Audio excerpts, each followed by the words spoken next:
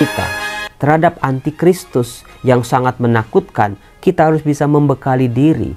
Anak-anak Tuhan harus bisa membekali diri. Apa sih itu antikristus? Siapa itu antikristus? Apa yang dilakukan oleh orang-orang yang disebut dengan antikristus ini?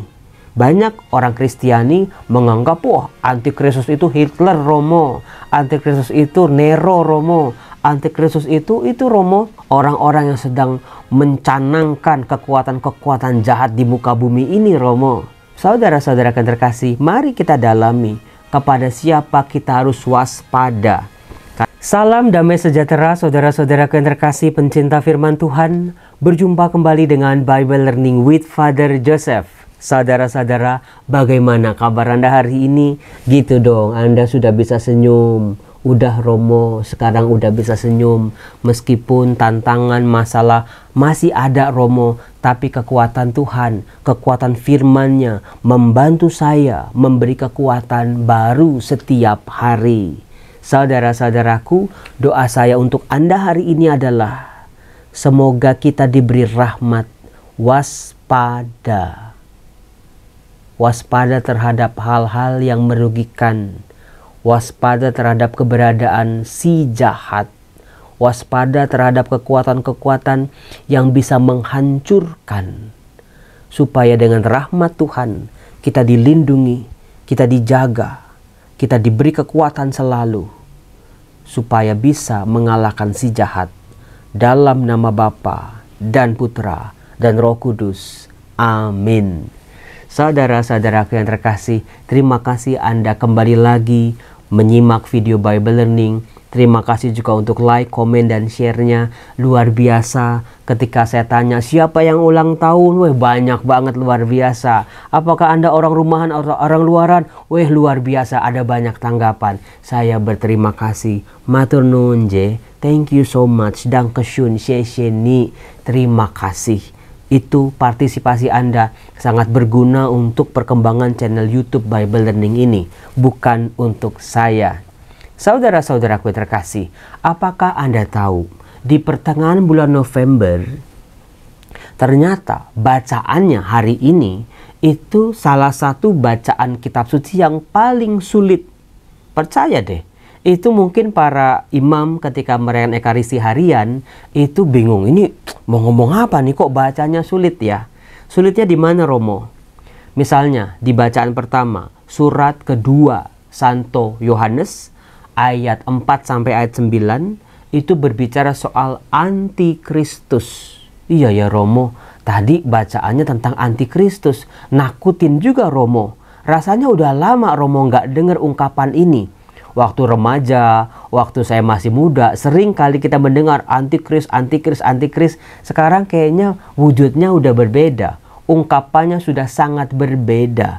Udah berganti bentuk, tapi tujuannya sama. Apa sih itu antikristus? Siapa itu antikristus? Apa yang dilakukan oleh orang-orang yang disebut dengan antikristus ini?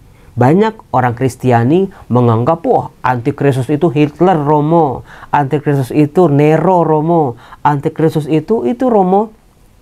Orang-orang yang sedang mencanangkan kekuatan-kekuatan jahat di muka bumi ini Romo. Saudara-saudara yang terkasih, mari kita dalami kepada siapa kita harus waspada.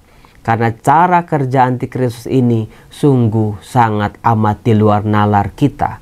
Bisa jadi pengaruhnya sudah sadar nggak sadar kita hidupi, bahkan kita pakai, bahkan sudah menjadi mendarah daging dalam diri kita tanpa kita sadari. Soal uang misalnya, semua manusia sekarang masalahnya adalah uang. Sampai lupa pada kekuatan ilahi yang jauh lebih besar daripada uang yang menentukan hidup mati seseorang. Misalnya seperti itu.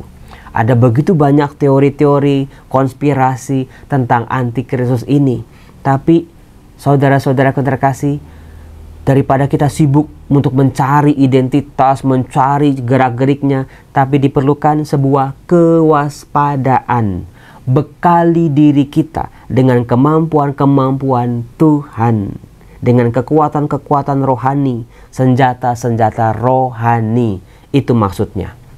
Nah, belum puas bingungnya dari surat 2 Yohanes ayat 4-9, pembaca kitab suci ditambah pusing lagi dengan bacaan Injil. Lukas bab 17 ayat 26-37. Di ayat 37 itu sungguh membingungkan. Saya bacakan dalam bahasa Yunaninya ya. Bahasa Yunaninya begini. Oputus soma ekekai oi aetoi episun katesontai. Romo, susah ya Romo. Iya, kok mirip-mirip sama bahasa Thailand ya Romo ya. Ada tai-tai-tainya gitu ya. Saudara-saudara, bahasa Yunaninya aja susah, apalagi artinya. Ulangi coba. Oputusoma ekekai oit aetoi episun katesontai. Di mana ada mayat, di situ berkerumunlah burung nazar. Bener Romo. Waktu baca ini tadi pagi saya juga bingung maksudnya apa.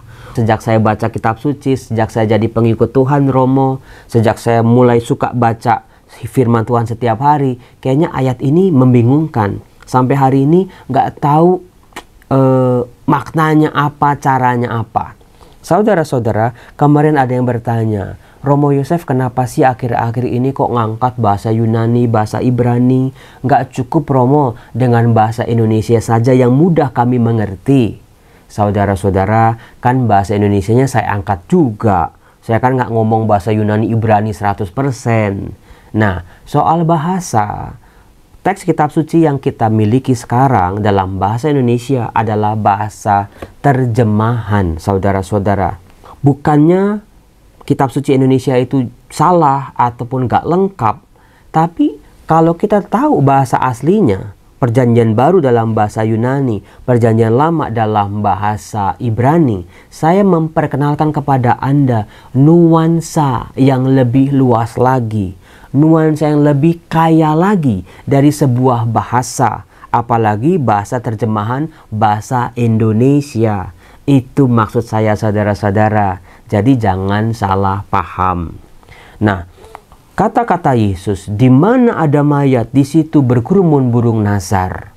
Itu memang bingung Romo. Kenapa burung nazar yang diangkat? Kenapa tiba-tiba Tuhan Yesus ngomongin mayat? Waduh Romo, bikin takut ini Romo. Jenazah-jenazah, daging-daging atau mayat-mayat berserakan. Apakah ada kaitannya dengan antikristus itu Romo? Saudara-saudara, Lukas bab 17 berbicara soal kedatangan anak manusia. Hari Tuhan. Kebetulan disertasi S3 saya berbicara soal hari Tuhan. Apa sih Romo hari Tuhan? Hari anak manusia itu apa? Hari anak manusia ini adalah hari yang akan datang. Betul-betul sungguh datang. Tapi saudara-saudara, ada nubuat-nubuat. Ada ciri-cirinya.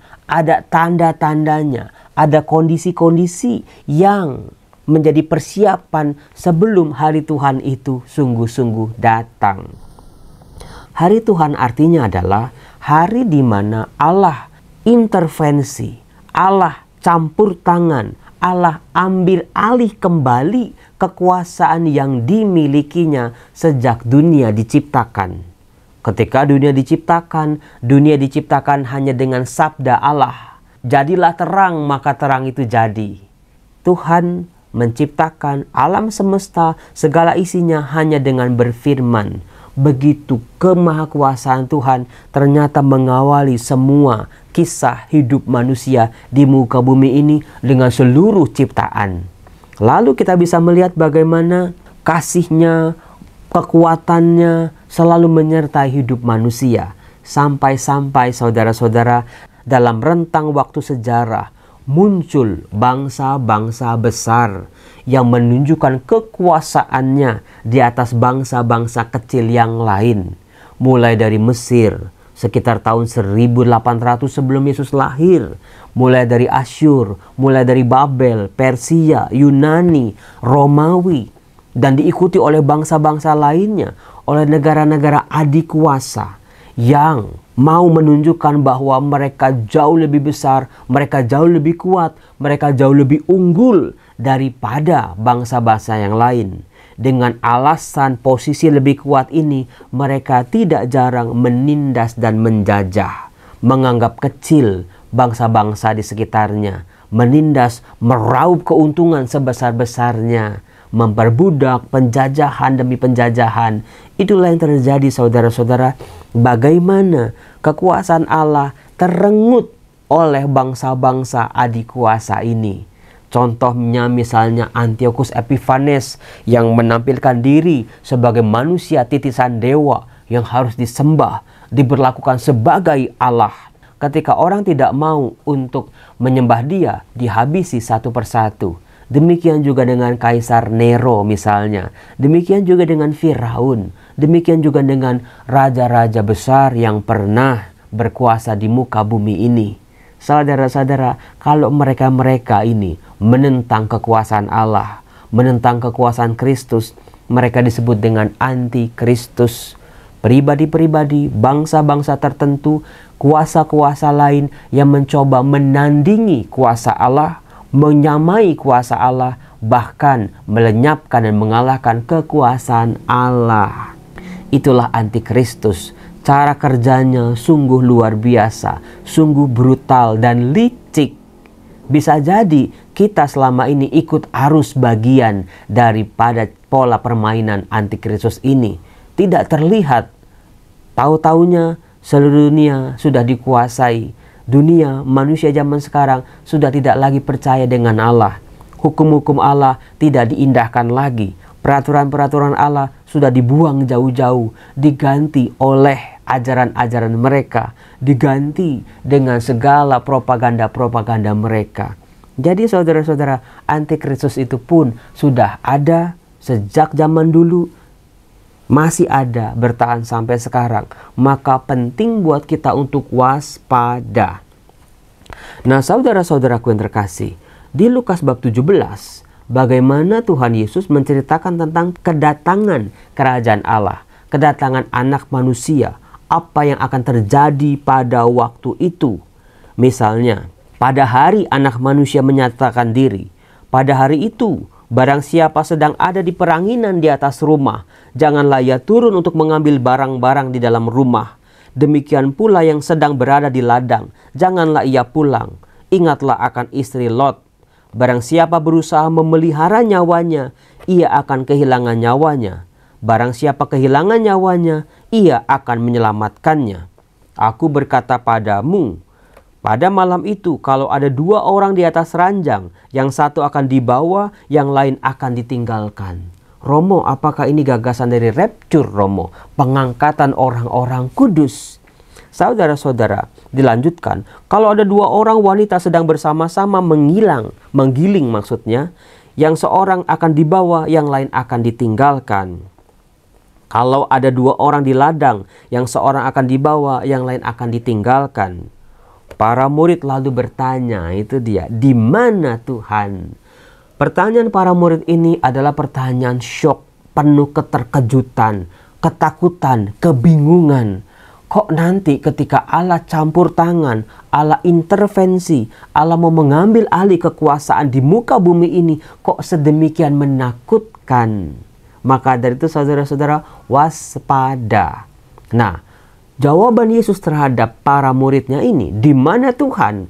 Tidak langsung menjawab, di mana Tuhan ya? Di gereja, di rumah ibadat, di rumah sembahyang, atau di jalan-jalan? Tuhan Yesus menjawabnya dengan sebuah peribahasa sebetulnya. Di mana ada mayat, di situ berkerumun burung nazar.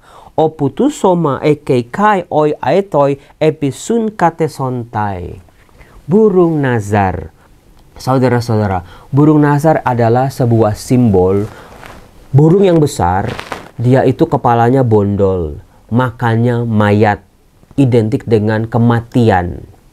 Oleh sebagian budaya, burung nazar ini adalah lambang sial, lambang kematian, lambang mara bahaya, lambang segala sesuatu yang jahat. Tapi apakah Anda tahu saudara-saudara, burung nazar itu tubuhnya tidak dirancang untuk menghabisi nyawa. Tidak seperti elang, tidak seperti raja wali, macan, buaya, atau ular gitu. Burung nazar itu cakarnya itu pendek-pendek seperti cakar ayam. Bukan untuk menghabisi lawannya atau mangsanya, tetapi dia hanya menunggu. Burung nazar itu adalah burung yang peka. Peka terhadap kematian, peka terhadap tanda. Nah, ini dia. Burung yang selalu waspada. Kalau ada hewan, misalnya dia sudah sekarat, si burung nazar nggak akan untuk menyerang atau menghabisi mangsanya ini. Dia tunggu sampai habis dulu nyawanya, sampai mati dulu. Atau bahkan tidak jarang bangkai-bangkai yang sudah berserakan gitu, yang hewan-hewan lain, pemangsa lain nggak mau. Tapi burung nazar, dia cari itu, itulah yang menjadi makanannya. Bangkai, jenazah, bahasa Ibraninya soma, itu kan penuh dengan bakteri, saudara-saudara. Penuh dengan penyakit. Kita aja kalau makan tiren ya, ayam tiren, ayam mati kemarin kita nggak mau. Ntar diare Romo, nggak sehat itu misalnya. Karena sudah berbakteri, sudah beracun, nggak baik buat tubuh binatang atau manusia yang menyantapnya. Tapi justru burung bangkai itu, makanannya ya bangkai. Yang udah ditinggalkan oleh hewan-hewan buas lainnya, itu yang dia makan. Sisa-sisa. Kadang-kadang ada harimau atau binatang buas makan kerbau misalnya, ditinggalin. Nah itulah sisanya yang udah jadi bangkai. Bayangin saudara-saudara, makanannya sudah tercampur dengan bakteri dan sakit penyakit. Apakah Anda tahu dalam penelitian, burung bangkai ini, burung nazar ini, itu paruhnya, kepalanya, sayapnya, kakinya itu dilindungi oleh anti kuman, oleh antibakteri. Jadi dia dikaruniai sesuatu yang tidak akan membahayakan dia. Makanannya bangkai penuh dengan bakteri, tapi dia dilindungi, termasuk pencernaannya. Sebab kalau dia makannya bangkai, dia bisa mati juga. Tapi itulah makanannya. Jadi saudara-saudara yang terkasih, luar biasa burung bangkai ternyata ada hal positifnya. Di balik simbol-simbol negatif yang menakutkan, tapi ada hal yang positifnya. Jadi di sini Tuhan Yesus bukan berbicara soal baik atau buruk, jahat atau benar ya. Tetapi kepekaan, melihat, menanti, kesabaran, ditambah dengan kemampuan demi kemampuan kita untuk bisa mengalahkan hal-hal yang merugikan kita. Terhadap antikristus yang sangat menakutkan, kita harus bisa membekali diri. Anak-anak Tuhan harus bisa membekali diri dengan kesabaran, dengan kejujuran, dengan kesetiaan, dengan pengorbanan.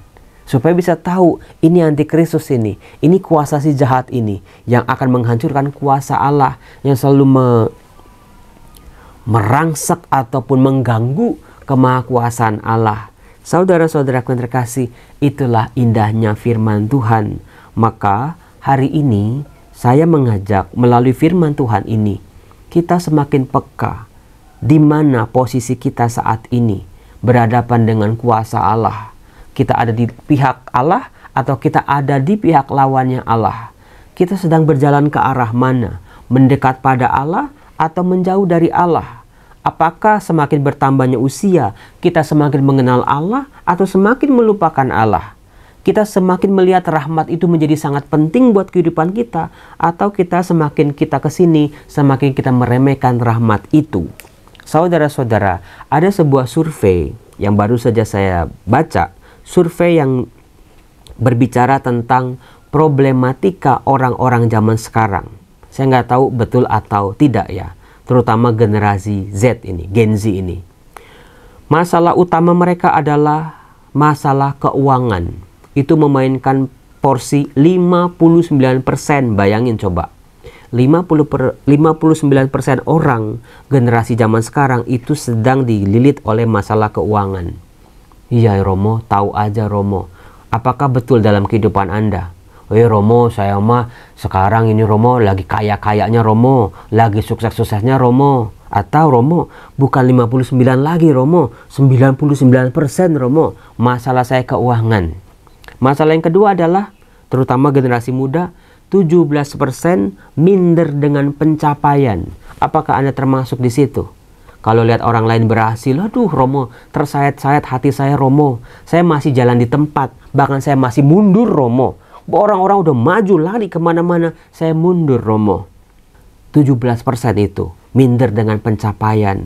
Saudara-saudara, hargai satu langkah pun dalam hidup Anda. Syukuri, rayakan bahkan dengan pujian pada Tuhan. Lalu baru sisanya itu masalah-masalah kecil. Misalnya 8% itu masalah karir. Kemudian 7% masalah kesepian.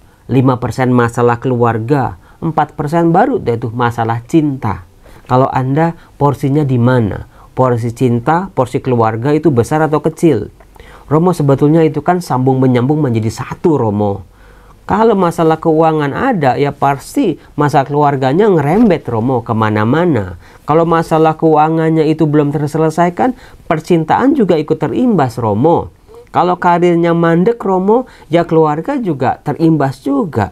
Jadi saudara-saudara, apapun masalahnya, lihat, yang akan diserang adalah keluarga. Keuanganlah, percintaan, cinta yang menjadi dingin, kesetiaan, minder dengan karir, dengan segala kesepian di dalam rumah. Maka dari itu saudara-saudaraku yang terkasih, 2 Yohanes bab 8, waspadalah, jangan sampai kalian kehilangan apa yang telah kami kerjakan. Berusahalah agar kalian mendapat ganjaran sepenuhnya. Setiap orang yang tidak setia pada ajaran Kristus, tetapi menyimpang daripadanya, dia tidak memiliki Allah. Barang siapa setia kepada ajaran itu, dia memiliki Bapa maupun Putra. Apapun masalah kita yang sedang kita alami saat ini, Tuhan ajari aku tetap setia. Karena setia itu mahal ya. Soal trust itu nggak bisa dibeli, nggak bakal dibeli oleh uang sebanyak apapun. Soal kesetiaan. Ternyata yang membuat pasangan setia bukan wajah yang cantik, wajah yang ganteng. Bukan soal duit juga, bukan soal karir juga, bukan soal cinta juga, cinta apa kagak. Ternyata setia karena relasi sih. Saling percaya, saling berkorban, saling berusaha memberikan yang terbaik kepada pasangannya. Itulah kesetiaan. Kalau itu udah nggak ada, mau harta sebanyak apapun, ganteng se-Miss Universe, ganteng, cantik se-Miss Universe, ganteng seperti artis-artis, nggak menolong saudara-saudara. Yuk, tanamkan kesetiaan terhadap hal-hal kecil bagi anak-anak, remaja, orang dewasa, sampai orang-orang yang sudah lansia. Belajarlah untuk setia. Salam damai sejahtera, Tuhan Yesus memberkati. Selamat berakhir pekan ya, bye-bye.